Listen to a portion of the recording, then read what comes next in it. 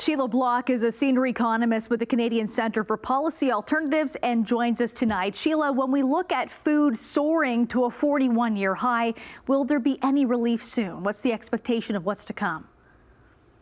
So I don't really see any relief very soon. What we know is that those food prices are driven by things like climate change, by things like the war in Ukraine, and those factors really are not ones that are going to look like they'll be solved very quickly, and will have a continued impact on the price of food. And in what ways will the inflation numbers today translate to the Bank of Canada's upcoming decision with the key rate? What today's numbers are telling us is that the Bank of Canada will continue to go hard on the rate increases. And one of the large banks actually predicted that it'll be actually higher than they had previously expected.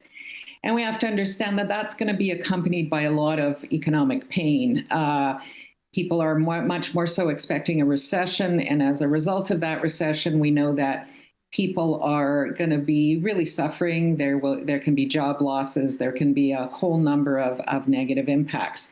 And I think the other thing we have to remember is that those rate increases actually increase the CPI because they increase the cost of housing. So, I see this as a kind of lose-lose all around, unfortunately.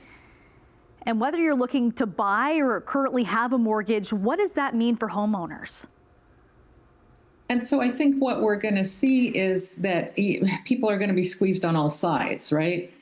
Because not only are your food costs increasing, but the decrease in the price of housing is very quickly being overtaken by the increase in interest costs for people who are looking to buy.